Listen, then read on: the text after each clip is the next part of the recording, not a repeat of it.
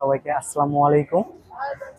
আর আমি বলতে চাচ্ছি যে আমাদের মুন্ডি হাউস মানে মুন্ডি স্কোয়ার এর পথযাত্রার শুরুর পথে হয়তো আমাদের যেমন সুন্দর ছিল তেমনি কিছু বাধাও ছিল।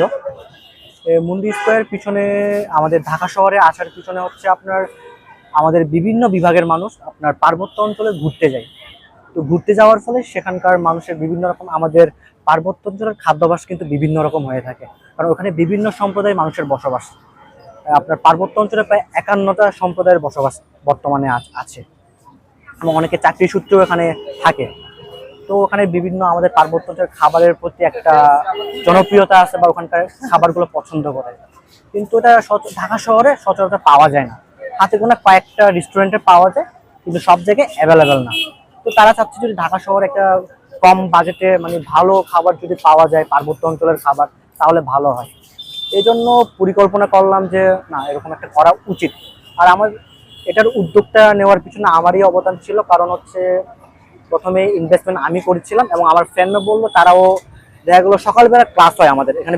আমাদের যারা কাজ করে তারা বেশিরভাগই আপনার স্টুডেন্ট, অনেকে বিভিন্ন ভার্সিটিতে অধ্যয়নরত আছে। আমিও তিতুমির কলেজে পড়ি এবং আমাদের সকালবেলা ক্লাস হয় এবং বিকাল দিকে আমাদের ফ্রি থাকি আমরা। তো বিকাল টাইমে যেহেতু ফ্রি থাকি, তো বিকাল টাইমে কি করা যায় একটা পরিকল্পনা ছিল। তো বিকাল টাইমে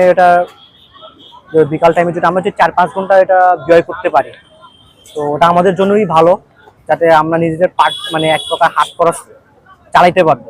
তো সেই প্রেক্ষাপটে আমাদের মুন্ডি স্কোয়ার পদযাত্রা, এবং মুন্ডি স্কোয়ার পদযাত্রার পিছনে আমাদের মোটামুটি ওখানকার মানুষের পছন্দ তো করে স্বাভাবিক, এবং এখানকার ঢাকারবাসী যারা আছে তারাও অনেক পছন্দ করে। এই জন্য মোটামুটি আমাদের সেল ভালোই চলতেছে এবং এটা অনেক হেলদি খাবার, কারণ এটা আমাদের মুন্ডি মূলত জুমের চাল থেকে বানানো হয়।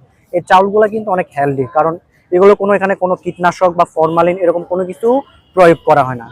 তো ওই যার ফলে এই চালের প্রাইসটা একটু বেশি, হয়তো বান্দরবানে বা আমাদের পার্বত্য অঞ্চলে একটু কম হয় প্রাইসটা, ঢাকা শহরে যেহেতু আমাদের ওখান থেকে আনতে হয়, তো প্রাইসটা একটু বেশি, কিন্তু তারপরে অ্যাফোর্ডেবল, মানে 50 টাকা থেকেই শুরু আমাদের 100 টাকার পর্যন্ত। মুন্ডির পাশাপাশি আমাদের বান্দরবানের আঞ্চলিক খাবার চিকেন চাটনি বা চিকেন লাক্সোও পাওয়া যায়। আরও বিভিন্ন রকমের খাবার আছে আমাদের, দেখতে পারেন। আমাদের ঠিকানা হচ্ছে আপনার জিয়া উদ্যান।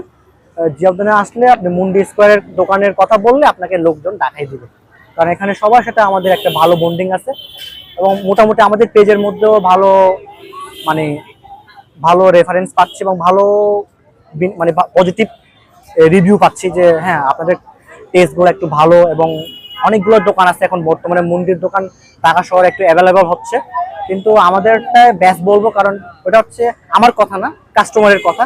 কারণ যারা খেতে আসছে তারাই রিভিউ দিয়ে যাচ্ছে যে আমাদের স্যুপটা ভালো বা আমাদের একটু ইউনিক। এবং এটা আমি বলবো, অনেক সময় জিজ্ঞেস করে যে অনেকে এটাকে হালাল খাবার নাকি হারাম খাবার। অনেকের পার্বত্য অঞ্চলের মানুষের খাদ্যাভ্যাস একটু ভিন্ন হওয়ার কারণে এখানকার মানুষ একটা কনফিউজ থাকে যে এটা কি হালাল নাকি হারাম।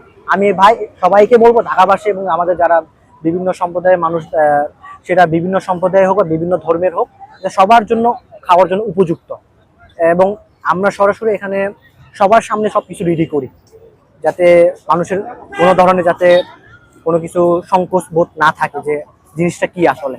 এবং কেউ যদি বা খেতে আসে বা না খাওয়ার যদি ইচ্ছাও না থাকে, জিজ্ঞেস করতে পারে যে জিনিসটা কি মুন্ডির জিনিসটা। আমি চেষ্টা করি আমাদের যত লোকজন কাজ করে সবাই ভালো রিভিউ দেওয়ার চেষ্টা করে, তাদেরকে বোঝানোর চেষ্টা করি যে জিনিসটা কি। এইটুকু মানে থ্যাংক ইউ। মুন্ডি জিনিসটা কি হচ্ছে, মুন্ডি ওয়ার্ড হচ্ছে আমাদের মারমা আর রাখাইন ভাষার একটা শব্দ। এটা হচ্ছে আমরা বলি মুন্ডিটা অর্থ যদি বাংলায় অনুবাদ করি তাহলে এটা নাস্তা হবে। আমাদের পার্বত্যলের মানুষরা এটাকে সকাল বিকাল বা দুপুরের নাস্তা হিসেবে গ্রহণ করে থাকি আমরা। আর মুন্ডি ওয়ার্ডটা উৎপত্তি হচ্ছে আপনার আমাদের মারমা বা রাখাইন ভাষা থেকে উৎপত্তি, কারণ ওই চালের যে গুঁড়া, চালকে প্রথমে আমরা কি করি, ভিজিয়ে রাখি। ভিজানোর পর এটা আমরা মেশিনের মাধ্যমে গুঁড়া করি। গুঁড়া করার পর একটা মেশিন থাকে, এটা মূলত আমাদের থাইল্যান্ড বা জাপান থেকে মেশিনটা আনা হয়। ওই মেশিনের মাধ্যমে কাইন্ড অফ দেখতে নুডলসের মতো, কিন্তু নুডলস না, এটা রাইসটাকে নুডলসের মতো নেওয়া হয়। ওই সিদ্ধ পানিতে ওটাকে কিছু আধা ঘন্টার মতো রাখা হয়। তারপরে আপনার ওটাকে ওখান থেকে নিয়ে হিমাগারে একটু সংরক্ষণ করা হয়। তবে ওখান থেকে আমরা প্যাকেজিং করে এটা নিয়ে আসি। তো এটাই হচ্ছে আমাদের মুন্ডির মানে প্রসেসিংটা।